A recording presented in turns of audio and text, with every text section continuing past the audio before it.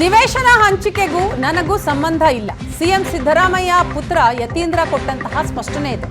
ಸಿಎಂಗೆ ಡ್ಯಾಮೇಜ್ ಮಾಡೋಕೆ ಮಾಡ್ತಾ ಇರುವಂತಹ ನೀಚ ಕೆಲಸ. ವಿಶ್ವನಾಥ್ ಯಾವ ದಾಖಲೆ ಬೇಕಾದರೂ ತೆಗೆದುಕೊಳ್ಳಿ. ವಿಶ್ವನಾಥ್ ಕೂಡ ಮೂಡಾದ ಸದಸ್ಯರಾಗಿದ್ದಾರೆ. ಮೂಡಾ ಹಗರಣ ಹೆಚ್ಚು ಬಿಜೆಪಿ ಕಾಲದಲ್ಲೇ ಆಗಿದೆ ಅಂತ ಹೇಳ್ತಾರೆ.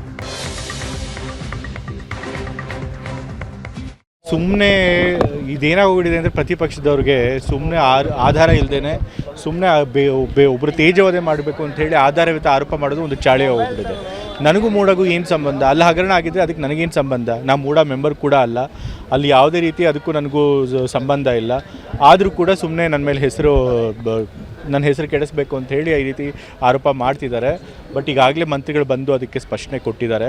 ಅಲ್ಲೇನು ಹಗರಣ ಆಗಿದೆ ಅದಕ್ಕೆ ಕ್ರಮ ತಗೋತೀವಿ ಅಂತಲೂ ಕೂಡ ಅವರು ಹೇಳಿದ್ದಾರೆ. ಮತ್ತು ಮೂಡಾ ಕಮಿಷನರ್ ಕೂಡ ಬದಲಾಯಿಸ್ತೀವಿ ಅಂತ ಹೇಳಿದ್ದಾರೆ. ಸೊ ಹಗರಣ ನಡೆದಿದ್ರೆ ಅದಕ್ಕೇನು ಕ್ರಮ ತಗೋಬೇಕು ಅದು ಸಂಬಂಧಪಟ್ಟಂಥ ಮಂತ್ರಿಗಳಾಗಲಿ ಅಥವಾ ಅಧಿಕಾರಿಗಳಾಗಲಿ ಅದನ್ನು ತೆಗೆದುಕೊಳ್ತಾರೆ.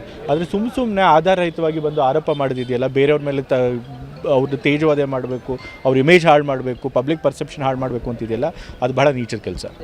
ಹೆಚ್ಚಾಗಿ ಅವ್ರ ಕಾಲದಲ್ಲೇ ಆಗಿರುವಂಥದ್ದು ಹಗರಣ. ಸೊ ಹಾಗಾಗಿ ಏನೇನು ಮಾಹಿತಿ ಈಚೆಗಡೆ ಬರಬೇಕು ಬರಲಿ, ಆಗ ಜನನೇ ಡಿಸೈಡ್ ಮಾಡಿ.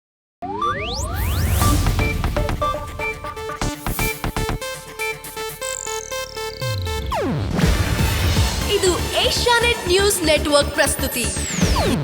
ನೀವು ನೋಡ್ತಿದ್ದೀರಾ ಏಷ್ಯಾನೆಟ್ ಸುವರ್ಣ ನ್ಯೂಸ್.